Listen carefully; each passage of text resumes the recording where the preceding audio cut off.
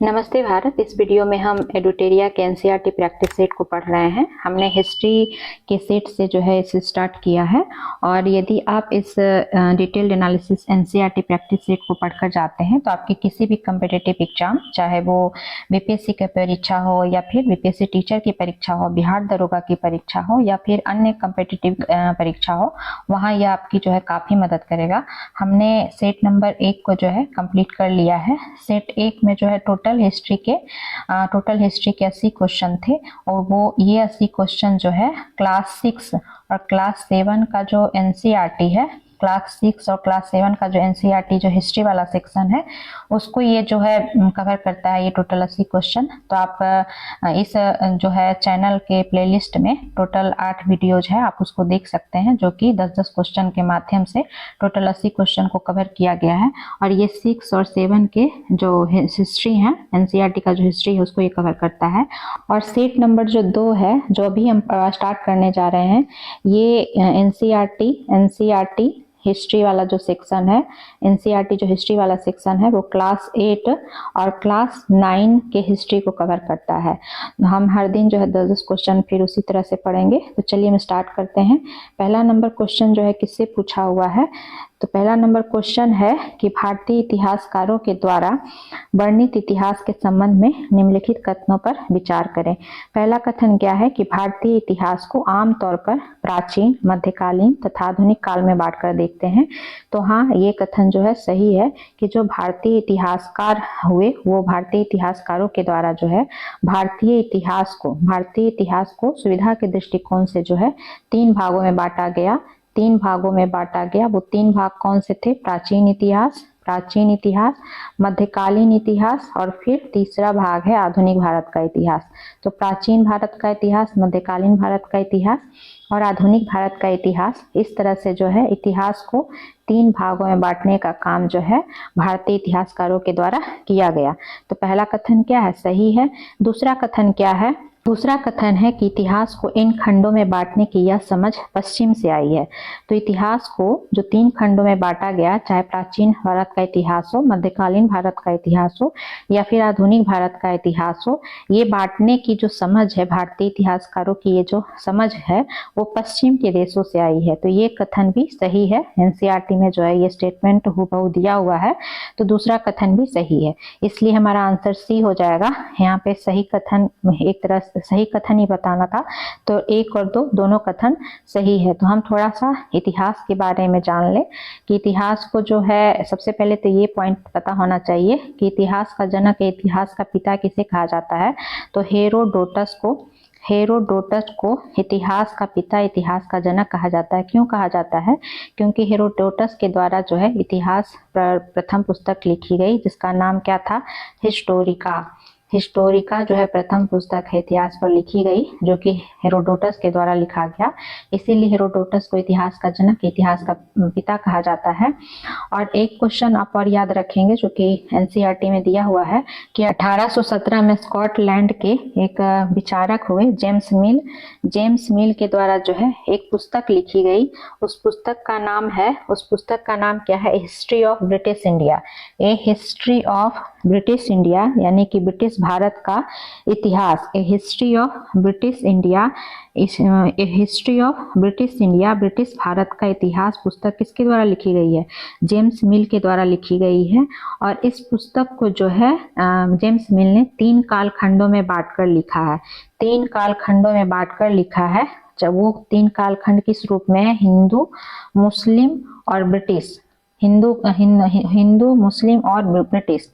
तो इस तरह से हम देखते हैं कि ये शुरुआत जो है पश्चिम के विचारकों के द्वारा ही की गई, जो कि जेम्स मिल कहाँ के विचारक हो गए? स्कॉटलैंड, जो कि पश्चिम का देश है। तो पश्चिम के विचारक के द्वारा ही जो है हिस्ट्री को लिखने का इस तरह की अवधारणा की गई, 3 कालखंडों में बांटकर। भले इन्होंने हिंदू, मुस्लिम और ब्रिटिश भारत में बांटा, तो यहीं से समझ आई भारतीय इतिहासकारों को, और इन्होंने थोड़े अलग तरीके से बांटा इतिहास को कि प्राचीन प्राचीन भारत का इतिहास, मध्यकालीन भारत का इतिहास और आधुनिक भारत का इतिहास।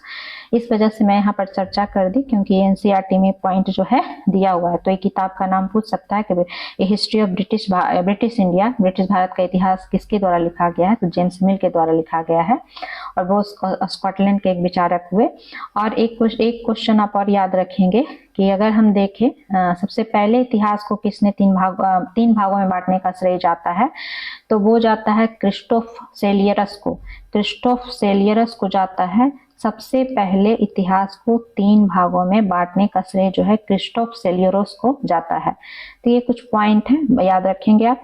नेक्स्ट क्वेश्चन क्या है कि आधुनिक समाज की विशेषताओं में क्या सम्मिलित है। तो आधुनिक समाज की विशेषताओं में क्या स्वतंत्रता शामिल है, तो हाँ शामिल है। समानता शामिल है, तो हाँ शामिल है। सामंती व्यवस्था जो है आधुनिक समाज की विशेषताओं में शामिल नहीं है। वहीं जो है लोकतंत्र शामिल है। आधुनिक समाज की विशेषताओं में जो है लोकतंत्र शामिल है। और ये सामंती व्यवस्था जो है एक तरह से मध्यकालीन व्यवस्था कहा जाता है। जैसे अभी हमने पढ़ा कि इतिहास को हमने 3 भागों में बांटकर देखा था, प्राचीन भारत, मध्यकालीन भारत और आधुनिक भारत। तो जो आधुनिक भारत या आधुनिक समाज है उसमें स्वतंत्रता, समानता, लोकतंत्र जैसे विचार जो है शामिल है। लेकिन सामंती व्यवस्था जो है मध्यकालीन इतिहास या मध्यकालीन व्यवस्था की ये बात है, सामंती व्यवस्था। तो इसलिए 3 नंबर आंसर नहीं होगा आधुनिक समाज में शामिल। तो हमारा आंसर क्या हो जाएगा, 1, 2 और 4 डी हो जाएगा कि आधुनिक समाज में स्वतंत्रता शामिल है, समानता शामिल है और क्या शामिल है, लोकतंत्र शामिल है। तो हमारा आंसर डी हो जाएगा। नेक्स्ट क्वेश्चन क्या है कि रॉबर्ट क्लाइव ने हिंदुस्तान का नक्शा तैयार करने का काम किसे सौंपा था। तो रॉबर्ट क्लाइव ने जो है हिंदुस्तान का नक्शा तैयार करने का काम किसे सौंपा था, तो जेम्स रेनेले को सौंपा था। ए नंबर आंसर हो जाएगा। जेम्स रेनेले को जो है हिंदुस्तान का नक्शा तैयार करने का काम जो है रॉबर्ट क्लाइव ने जो है सौंपा था। अगला क्वेश्चन क्या है कि 1929 की आर्थिक महामंदी के संबंध में निम्नलिखित कथनों पर विचार करें और इसमें सत्य कथन का चयन करना है। पहला कथन क्या है कि अमेरिकी शेयर बाजार में बड़ी मात्रा में बिकवाली के कारण आर्थिक महामंदी की शुरुआत हुई। तो जो 1929 की जो आर्थिक महामंदी आई थी, और ये 1929 की आर्थिक महामंदी कहाँ आई थी, अमेरिकी शेयर बाजार में यानी अमेरिका में आई थी। हालांकि इसका प्रभाव जो है विश्व के अन्य देशों पर भी पड़ा था, लेकिन प्रारंभ ये अमेरिका से हुई थी। अमेरिका का एक शेयर बाजार था जिसका नाम आप याद रखेंगे। उस शेयर बाजार का नाम क्या था, तो वॉल स्ट्रीट एक्सचेंज। उस शेयर बाजार का नाम क्या था, wall street exchange. Wall street exchange जो है उस शेयर बाजार का नाम था। इस शेयर बाजार में जो है भारी उतार चढ़ाव देखने को मिला। उस समय इस शेयर बाजार से जो है जो भी यहाँ पे शेयर धारक थे उन्होंने जो है धड़ाधड़ अपने शेयर बेचने शुरू कर दिए। चूंकि कीमतों में उस समय काफी गिरावट होने लगी तो इन लोगों ने अपने शेयर जो है बेचने शुरू कर दिए। तो शेयर बेचने के कारण, शेयर में बिकवाली के कारण जो है आर्थिक महामंदी की शुरुआत हुई। तो पहला कथन क्या है, सही है। दूसरा कथन क्या है कि अमेरिकी महामंदी जो ये आई इसका सबसे बुरा प्रभाव जर्मन अर्थव्यवस्था पर पड़ा। तो ये भी कथन क्या है, सही है। तो सही सत्य कथन ही पूछ रहा था, तो हमारा आंसर सी हो जाएगा कि 1 और 2 दोनों कथन सही है। तो पॉइंट आप याद रखेंगे, चूंकि यहाँ से क्वेश्चन पूछता है कि 1929 के ही आर्थिक महामंदी या फिर इसको वैश्विक महामंदी जो कहते हैं। तो इस वैश्विक महामंदी से ही एक रिलेटेड पुस्तक है जो कि किन्स के द्वारा लिखी गई है, प्रकाशित की गई हालांकि 1936 में। और इस पुस्तक का नाम क्या है, इस पुस्तक का नाम है theory of employment interest and money. Theory of employment interest and money जो है किताब है। ये हिंदी में ही ऐसे करके दे देता है, एग्जाम में पूछ लेता है। Theory of employment interest and money किसकी पुस्तक है, किन्स की पुस्तक है, जो कि 1929 के वैश्विक महामंदी से प्रभावित होकर ही किन्स के द्वारा जो है लिखी गई थी। तो ये वैश्विक महामंदी के से ही प्रभावित होकर किन्स के द्वारा पुस्तक लिखी गई थी, इसलिए मैं यहाँ पर चर्चा कर दी। नेक्स्ट क्वेश्चन क्या है कि 1946 में दिल्ली में हुए पुलिस हड़ताल का मुख्य कारण क्या था। तो ए नंबर कम वेतन, हाँ ये भी कारण था। बी नंबर है खराब भोजन, ये भी कारण था। तो सी इसका आंसर हो जाएगा। ए और बी दोनों रीजन था 1946 में हुए दिल्ली में पुलिस हड़ताल का। नेक्स्ट क्वेश्चन क्या है 6 नंबर कि बहादुर शाह जफर के बेटों को किस अंग्रेज अधिकारी ने गिरफ्तार कर लिया था। तो बहादुर शाह जफर के बेटों को जो है किस अंग्रेज अधिकारी ने जो है यहाँ पे गिरफ्तार किया था। तो इसका आंसर डी हो जाएगा, कैप्टन हडसन के द्वारा जो है गिरफ्तार कर लिया गया था और गिरफ्तार करके जो है मृत्यु दंड तक दे दिया गया था। तो ये चूंकि 1857 की जब क्रांति हो रही थी वहाँ उस समय की बात है। और 1857 की क्रांति जो है प्रारंभ कब हुई थी?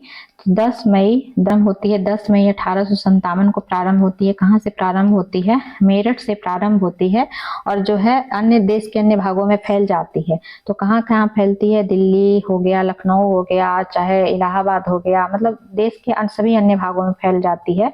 तो वहीं पर जो है हडसन और निकोलसन के द्वारा, ये हडसन और निकोलसन के द्वारा जो है दिल्ली में विद्रोह को 1857 की क्रांति को दबाया जाता है। तो दिल्ली में कौन कौन होता है?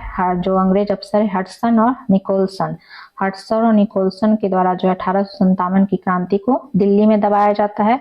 वहीं कैंपबेल के द्वारा जो है 1857 की क्रांति को, जो ए नंबर ऑप्शन है, कैंपबेल के द्वारा जो है कहाँ दबाया जाता है? कानपुर में।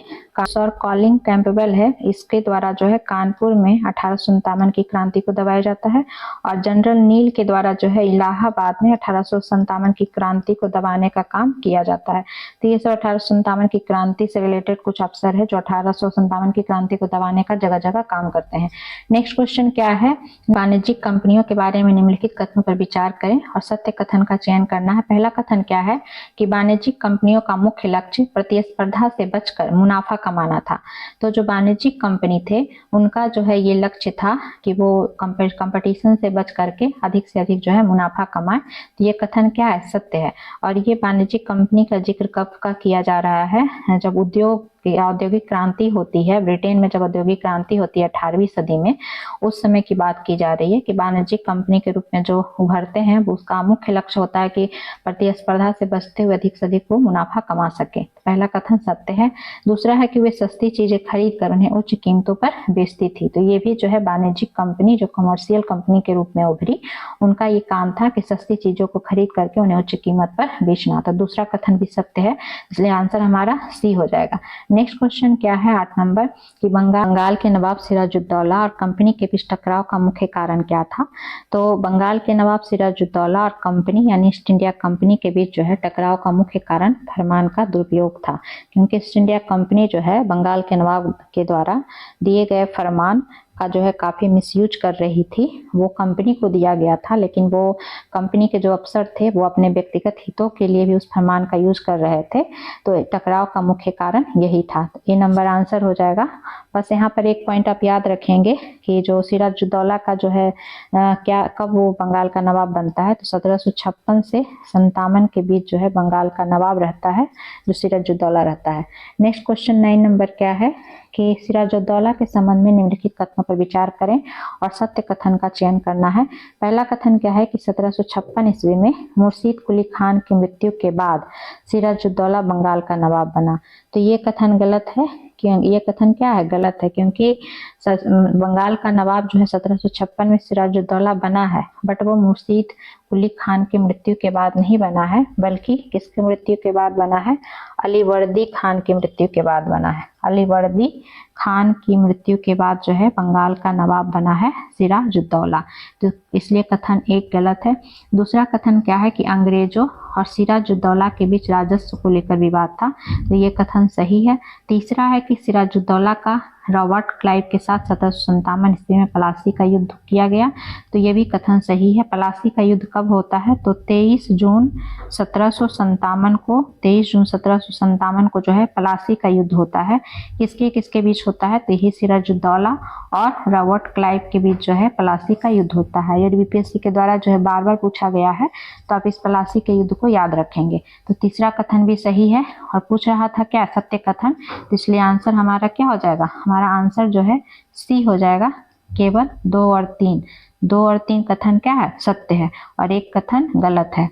नेक्स्ट लास्ट नंबर क्वेश्चन हम 10 नंबर देखते हैं। सिराजुद्दौला के हार का प्रमुख कारण क्या था? जो अभी हमने पढ़ा कि पलासी का युद्ध 1757 को होता है। 23 जून 1757 को पलासी का युद्ध होता है सिराजुद्दौला और किसके बीच? रॉबर्ट क्लाइव के बीच।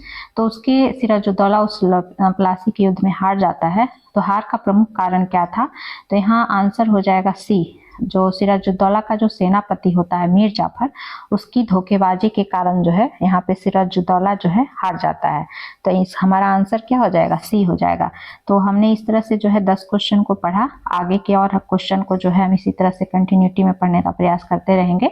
अगर हमारा यह प्रयास आपको अच्छा लगे तो आप हमारे इस यूट्यूब चैनल को अधिक से अधिक जो है लाइक करें और साथ ही साथ शेयर भी करते जाएं, जिससे कि जो है वीडियो और आगे बढ़े, और इस चैनल को सब्सक्राइब भी करें, जिससे कि मुझे भी एक मोटिवेशन मिल सके और अधिक से अधिक क्वालिटी कंटेंट बनाने का। फिर मिलती हूँ किसी नेक्स्ट वीडियो के साथ, तब तक के लिए धन्यवाद।